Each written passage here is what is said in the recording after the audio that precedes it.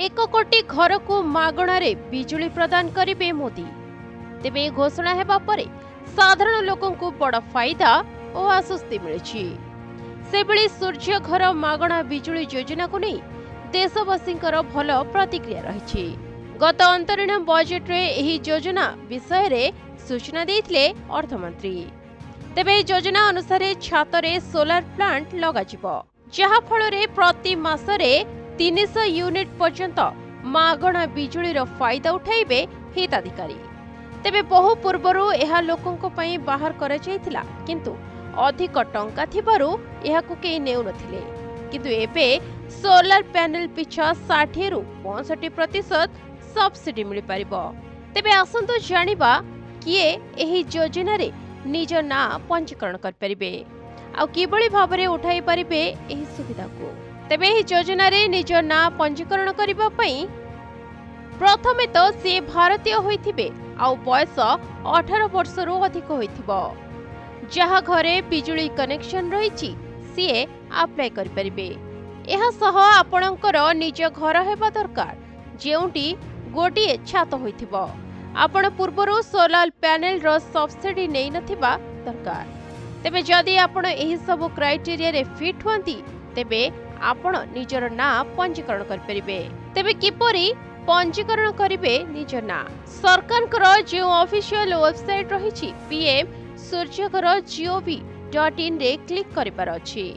एहा परे आपणकु एक रूफटॉप सोलर पैनल रो ऑप्शन देखिबा पड़िबो, जेउठी आपणकु स्टेट डिस्ट्रिक्ट आपण भरुथिबा इलेक्ट्रिसिटी बिल और भरुथिबा कंपनी रे आपणकर अकाउंट नंबर को एंटर करिबाकु पड़े। एहा परे आपणकर ईमेल आईडी देबाकु पड़िबो। सेठारे क्लिक कले आपणकर रजिस्ट्रेशन होई जिवो। एहा परे लॉगिन हैला परे आपणकर एठी पेज टी खोली जिवो। तबे सही पेज रे निजर डिटेल्स एंटर करिवे।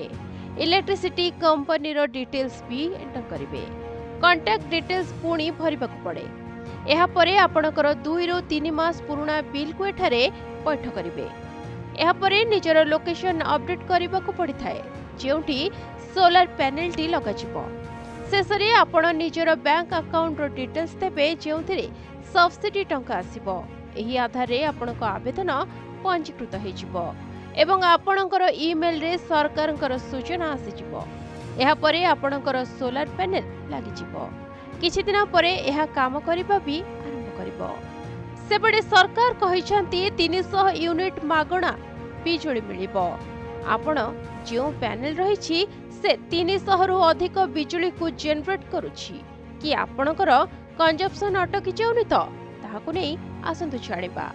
तेबे आपणक पैनल 350 यूनिट जनरेट करूछि, हेले आपणकर कंजप्शन हेउछि मात्र 300 यूनिट। एही क्षेत्र रे आपणकर जे 50 यूनिट रहिछि ताकु डिस्कम को ट्रांसफर करा जाय थाए। एथिरे आपणकु क्रेडिट मिलि जिवो, जहाकु आपण भविष्यत रे भी व्यवहार कर परिबे। जेमिति कि आपणकु भविष्यत रे एक्स्ट्रा 100 यूनिट दरकार पड़िले सही क्रेडिट रु आपण आनि परिबे। किंतु एथिपाई नेट मीटरिंग सेटअप करबाकू पड़िबो, जेउथिरे 10 रु 15,000 टंका खर्च पड़िबो। ब्यूरो रिपोर्ट, प्रतिदिन टीवी।